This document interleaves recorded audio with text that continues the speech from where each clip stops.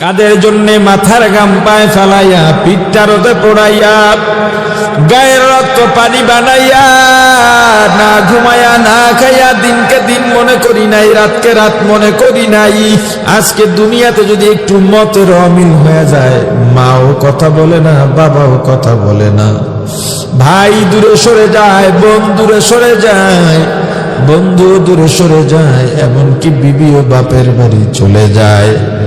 ওরে মুসলমান, তাহলে তাকে তো বন্ধু বানায় লাভ নাই। যে বিপদের সময় আমার সঙ্গে থাকে না, বন্ধু তাকেই বানাও যাকে সদা সর্বদা কাছে পাওয়া যাবে।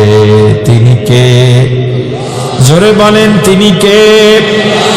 বালিশের সঙ্গে মাথাটা লাগাইয়া মোরাকাবা করেন, আজরাইল তো আসবেই, আমি যদি মারা যাই ধরে নিবেন আমি তো মারা গেলাম।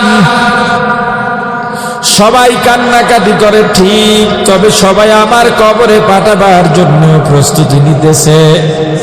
কেউ গরম পানি বসায়, কেউ মশারি টানায়, কেউ বাজারে যায় কাফনের কাপড় আনার জন্যে, কেউ মসজিদে গেছে খাটিয়া আনার জন্যে, কেউ কবর খুঁড়তে গেছে, কেউ বাঁশ কাটার জন্য গেছে। আমাকে গোসল করাইয়া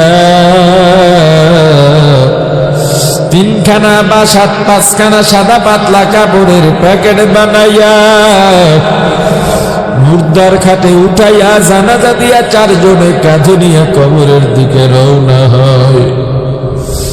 আমার ছোট ছোট ছেলে মেয়েগুলো পেছনে পেছনে দৌড়ায়, আর আমাকে আব্বু আব্বু বলে ডাকে। সন্তানের ডাকে সাড়া দেওয়ার শক্তি আমার নাই। আমার বিবি ঘরের ফ্লোরে গড়াগড়ি করে কাঁদে, আমার মা বাড়ির দরজায় গাছের আড়ালে দাঁড়াইয়া আমার লাশের দিকে তাকাইয়া তাকাইয়া কাঁদে। আমাকে কবরের মধ্যে রেখে মাথার মুষ্টি খুলে পায়ের বাঁধন খুলে উঠে গেল সবাই বাঁশের চালি দিয়া, কলা পাতা বিছায়া সবাই মাটি দিয়া চলে যায়।